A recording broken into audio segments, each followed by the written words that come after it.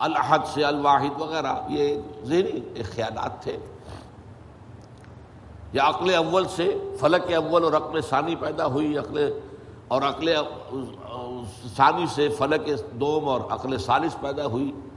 تو 9 افلاک اور عقول عشرہ، یہ ہمارے پرانے فلسفی جو ہے متکلمین ان کے ہاں الفاظ مل جائیں گے جن کی نہ کوئی سند قرآن میں ہے، نہ حدیث میں ہے، کوئی سوال ہی نہیں، نہ سائنس اس کی کوئی تائید کرتی. جو بات میں عرض کر رہا ہوں اب اس کے اعتبار سے آپ کو سائنس کے درمیان اور اس پورے تصور کے درمیان معلوم ہوگا کہ ہم آہنگی ہے، مکمل ہم آہنگی ہے. جبکہ ابھی صرف نور، اور نور بھی اس میں نہ حرارت نہ حرکت، ارواح انسانیہ کا اور ملائکہ. پھر وہ بگ بینگ، اور وہ جو عرصہ گزرا ہے جس میں کہ حرارت، شدید ترین حرارت، اس دور میں جنات پیدا کیے گئے.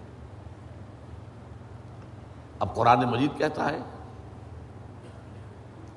وَلَقَدْ خَلَقْنَا الْإِنسَانَ مِنْ صَلْصَالٍ كَالْفَخَّارِ وَخَلَقْنَا الْجَانَّ مِنْ مَارِجٍ مِنْ نَارٍ. آگ کی لپٹ سے. اور ایک جگہ فرمایا ہم نے آدم سے بہت پہلے جنات کو پیدا کیا تھا. وَالْجَانَّ خَلَقْنَاهُ مِنْ قَبْلُ مِنْ نَارِ السَّمُومِ. سموم کہتے ہیں وہ جو ہوا بعد سموم جس میں جلتی ہوئی آگ ہوتی ہے، لو، سخت صحرا کی لو، اس کا تصور کیجیے آپ. اس کی آگ سے، اس کی حرارت سے جنات پیدا کیے. یہ جنات جو ہے اس زمین کی پیداوار نہیں ہے، مٹی کی پیداوار نہیں ہے. یہ ایک لطیف تر شے ہے ہم سے.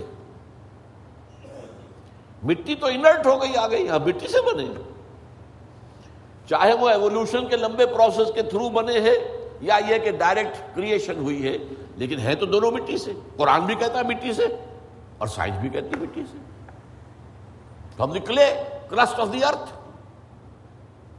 اور قرآن بھی کہتا ہے وَجَعَلْنَا مِنَ الْمَاءِ كُلَّ شَيْءٍ حَيٍّ. ہر شے میں حیات جو ہے، اس حیات کا منبع اور سرچشمہ پانی ہے. مادہ تخلیق جو ہے حیوانات ارضی کا، جن میں انسان بھی شامل ہے، وہ تو ہے مٹی، لیکن منبع حیات پانی. وَجَعَلْنَا مِنَ الْمَاءِ كُلَّ شَيْءٍ حَيٍّ. اور یہی سائنس کہتی ہے کہ سمندر کے کنارے پر، دلدلی جگہوں پر، وہاں کیا ہوتا تھا کہ ابھی پانی پیچھے ہٹ گیا ہے، پھر پانی آ گیا ہے، پھر پھٹ گیا ہے، یہ تعامل چل رہا ہے. اور اس کے نتیجے میں وہاں جو کیمیکل کمپاؤنڈز تھے، اس کے بعد آرگینک کمپاؤنڈز بنے، اس کے بعد اسی کے اندر جو ہے جو حیات کا جرثومہ پیدا ہوا، ایک سیل امیبا، یہ ان کا کہنا ہے. میں اس وقت اس کی نہ تصدیق کر رہا ہوں نہ تردید کر رہا ہوں. جو بتا رہا ہوں آپ کو کہ دونوں کا ایک یہ جو ہے بات متفق علیہ ہے کہ مٹی سے اور پانی سے بنے، اس میں کوئی اختلاف نہیں. اب یہ سلسلہ جو چلا ہے، اب وہی کہانی جو ہے یہ دہرائی جا رہی ہے. وہی ایک سیل سے رحم مادر میں بچہ پروان چڑھ رہا ہے، جو ہو سکتا ہے 9 ملینز آف ایئرس میں ہوا ہو. ایک جرثومے سے لے کر انسان تک کا معاملہ وہ رحم مادر میں 9 مہینے میں ہو رہا. یہ سیم پروسیس، سنگل سیل، اور اس کے یہ مراحل ہیں. تو زندہ تو ہے، نطفہ بھی زندہ، علقہ بھی زندہ، مضغہ بھی زندہ، ماں کی طرف سے آنے والا بیضہ بھی زندہ، مرد کے نطفے اور ماں کے بیضے سے امتزاج سے وجود میں آنے والا زائگوٹ نطفۃ امشاج وہ بھی زندہ. لیکن جب 120 دن ہو جاتے ہیں تو اب یرسل الملک کا بعد، اب وہ فرشتہ بھیجا جاتا ہے وہ رحم مادر میں، وہ روح، اس کی روح، میری روح جو وہاں تھی، وہ لا کر میری والدہ کے رحم میں، وہ جو میرا حیولہ وجود میں آیا تھا اس کے اندر پھونکی گئی ہے. تب میں بنا ہوں، میرا وجود انسان کی شکل اختیار کیا. یہ ہے در حقیقت قرآن مجید کا جو حقیقت انسان میں نے یہ بہت عرصے پہلے ایک دو مضامین لکھے تھے، انسانی زندگی کا تصور کیا ہے۔ عجیب بات ہے، آپ میں سے اکثر لوگوں کے لیے شاید نئی بات ہوگا، نہ انہوں نے میری وہ چیزیں پڑھی ہوں۔ قرآن مجید میں سورہ مومن میں جہنمیوں کی ایک فریاد نقل کی گئی۔ جہنم میں جو لوگ ہوں گے، اللہ ہمیں بچائے، وہ کہیں گے ربنا امتنا اثنتین، اے اللہ تو نے ہمیں 2 مرتبہ مارا، وَأَحْيَيْتَنَا اثْنَتَيْنِ، 2 مرتبہ زندہ کیا، فَاعْتَرَفْنَا بِذُنُوبِنَا، اب ہم نے اپنے گناہوں کا اعتراف کر لیا، فَهَلْ إِلَىٰ خُرُوجٍ مِّن سَبِيلٍ، تو اب یہاں سے نکلنے کا بھی کوئی راستہ ہے؟ Is there any other stage to come؟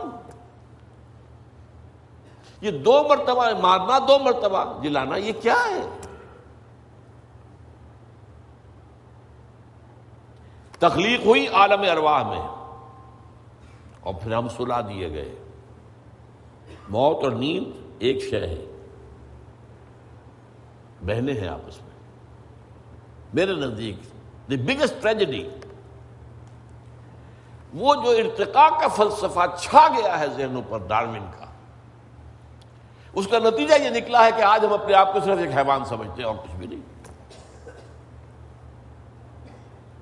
زیادہ سے زیادہ ہم کہیں گے کہ نسبتاً زیادہ ارتقاء یافتہ حیوان،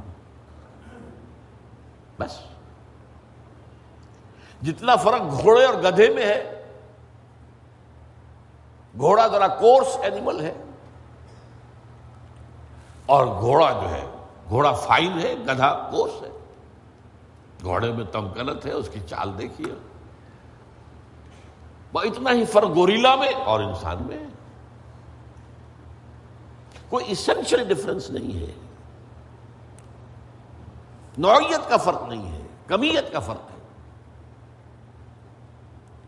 نتیجہ کیا نکلا؟ آج ہم اپنے وجود سے، اپنی عظمت سے مستعفی ہو چکے ہیں، حیوان۔ لہذا ہم سارا جو سبق حاصل کر رہے ہیں، رہنمائی، وہ حیوانوں کی زندگی سے حاصل کر رہے ہیں۔ حیوانوں میں تو کوئی فرق نہیں ہے، ماں بیٹی، بہن بیوی کا کوئی فرق ہوتا ہے؟ یہ خامخواہ ہم نے، یہ باقاعدہ لٹریچر ہے، یورپ میں پیدا ہوا ہے، یہ ہم نے خامخواہ اپنے اوپر بندشیں لگا لی ہیں۔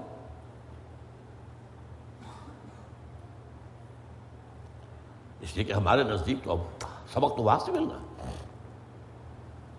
تو انسان جو ہے اگر اس حقیقت کو نہیں سمجھتا کہ یہ میرا جو مادی وجود ہے، یہ تو میرا حقیر سا پہلو ہے، میری اصل حقیقت وہ روح ربانی ہے جو میرے اندر پھونکی گئی ہے، وہ وہاں سے آئی ہے، وہیں لوٹ جائے گی۔ ہم کون ہیں؟ انا للہ و انا الیہ راجعون، اور ہمارا یہ بدن زمین سے آیا ہے، زمین میں لوٹ جائے گا۔ کل شیء یرجع الی اصلہ، ہر چیز اپنی اصل کی طرف لوٹ جاتی ہے، روح وہاں سے آئی وہیں جائے گی، جسد یہاں سے آیا یہی جائے گا۔ یہ جو ہے انسان کی حقیقت۔ میں آپ سے عرض کر رہا تھا نا کہ ڈارون کا نظریہ جو ہے وہ ثابت نہیں ہو سکا ہے، اس لیے کہ اصل میں ارتقاء ڈارون کا نظریہ نہیں ہے، یہ بات غلطی ہے۔ جن لوگوں کو ان موضوعات سے دلچسپی ہو، میں یہ 2 کتابیں پڑھیں، چھوٹے چھوٹے سی کتاب ہے مشکل، ذرا ثقیل ہے، بھاری ہے۔ ایک تو ہے زندگی، موت اور انسان، ایک ہے ایجاد و ابداع عالم سے عالمی نظام خلافت تک، تنزلات و ارتقاء کے مراحل۔ تو اصل میں تو فلسفہ ارتقاء تو مولانا روم کے ہاں موجود ہے، کھل کر موجود ہے۔ ہمارے بڑے حکماء میں سے ابن مسکوہ وہ ہے جس نے سب سے پہلے فلسفہ ارتقاء پیش کیا۔ ڈارون کا تو ابھی 10 پشتیں بھی نہیں ہوگی وہاں اس وقت موجود۔